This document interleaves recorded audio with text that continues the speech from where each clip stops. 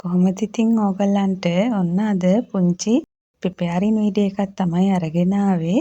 මම මීට කලිනුත් ඉතින් මාළු ගෙනහැල්ලා සුද්ධ කරගන්න හැටි මීට වඩා ටිකක් දිග වීඩියෝස් කරලා තියෙනවා.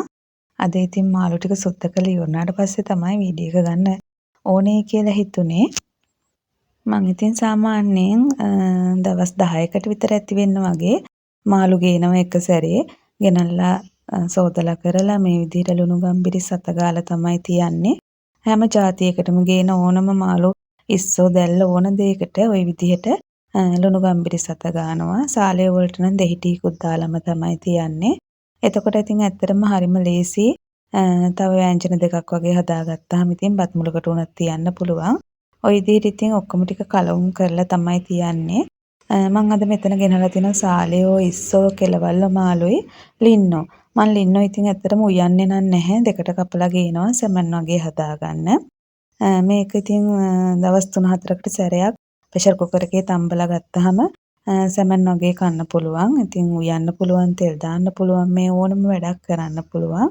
ඊට පස්සේ ඉතින් ওই විදිහට භාජන ටික දාලා ෆ්‍රිජ් එකේ දාන්න තියෙන්නේ. මේකට ඉතින් ඕගොල්ලන්ට කැමති ඕනම විදිහේ බොක්සස් ගන්න පුළුවන්. ඉතින් මම මෙතන අයිස්ක්‍රීම් කප් තමයි ගොඩක් අරන් තියෙන්නේ. ඊට පස්සේ තව ඔය වෙනත් කප්ස් වගේක් අරන් තියෙනවා.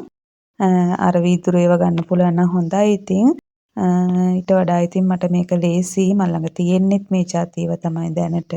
ඊට පස්සේ ඒ විදිහට ඉතින් ෆ්‍රිජ් එකේ ඩිෆ්‍රෙෂර් එකේ අසුර ගන්න තමයි තියෙන්නේ. මේක ඉතින් දවස් 10කට විතර ගොහම් බලයි මෙතන දවස් 10කට කන්න තියෙනවද කියලා. ඒ කියන්නේ ඉතින් තුන් වේලට මේවා උයනවා කියලා නෙමෙයි මම එතන අදහස් කරේ. වේල් දෙකකට වගේ සමහර දාට උයනවා. ඉතින් කරවල, බිත්තර වගේ දේවල් එකතු වෙනවා. එතකොට ඉතින් මේක දවස් 10කට 12කට ඇති. මේ තියෙන්නේ මම ඉතින් එදාම එළවලු ගෙනාව සතියකටත් විතර ඇති වෙන්න. මම ගොඩක් වෙලාවට ඉතින් එළවලු ටික සෝදලා නම් නෙමෙයි මෙහෙම දාලා තියන්නේ. සේදුවම සමහර වෙලාවට නරක් වෙන්න පුළුවන් වතුර ගතියත් එක්ක. මේ විදිහට නරක් වෙච්ච කොලාර එහෙම අයින් කරලා සර්වියට් පේපර්ස් ටිකක් දාලා තමයි මේ ටික තියන්නේ. එතකොට පොඩ්ඩක් හරි තෙත ගතිය තිබුණොත් ඒ ටික උරා ගන්නවා. ওই විදිහට ලීස් ටික අපිට ඕන වෙලාවට එතකොට කෑලි ටික අරගෙන සෝද ගන්න පුළුවන්.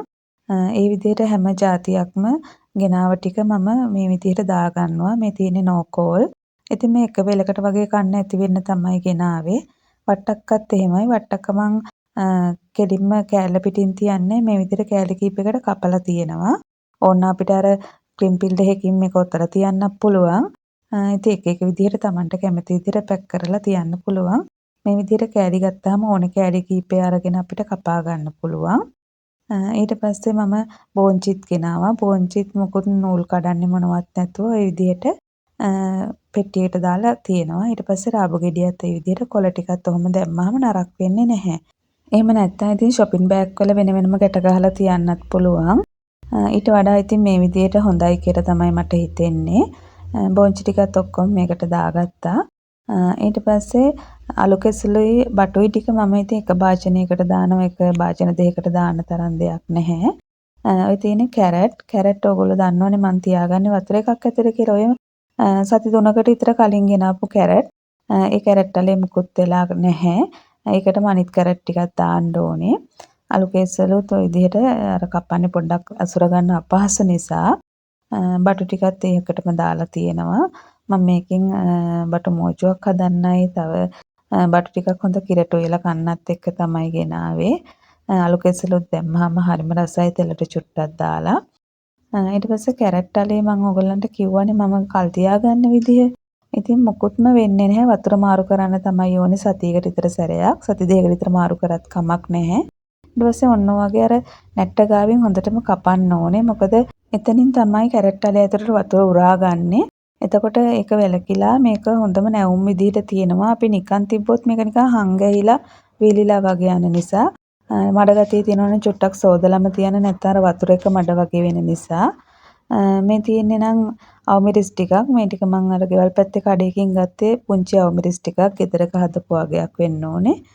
ඒ ටිකත් ඔය විදිහට දාලා අපිට ඕන ඇති මේවා සෝදලා තෙත මාත්තු කරලා එහෙම තියන්න පුළුවන්. ඉතින් එච්චර දේවල් කරන්න වෙලාවක් නැති නිසා මම ওই විදිහට එලෝල් ටිකත් අසුර ගන්නවා. එතකොට ඕන වෙලාවට අපිට සෝදලා කරලා ගන්න පුළුවන්. කැරට් ටික ඔන්න විදිහට වැහෙන්නම වතුර දාන්න ඕනේ. බාගෙට වගේ දාන්න එපා. ඉතින් ওই විදිහට තමයි අද ගෙනාපු එළවලු ටිකත් මම ලෑස්ති කරගත්තේ. ඉතින් පුංචි වීඩියෝ එකක් පැතිකඩම බැලුව ඕගොල්ලන්ට ගොඩාක් ස්තුතියි. ආයෙ අලුත් වීඩියෝ එකකින් ඉතින් එන්නම්. මේ පියන් වලත් හතත ගතිය පොඩ්ඩක් පිහිදලම දාන්න. එතකොට ගොඩක් දවස් අපිට තියාගන්න පුළුවන්. ඒක මට කලින් කියන්න අමතක වුණා. ආයෙ ඉතින් අලුත් වීඩියෝ එකකින් හම්බෙනකන් ගිහින් එන්නම්. ඔයාලා හැමෝටම බුදු සරණයි.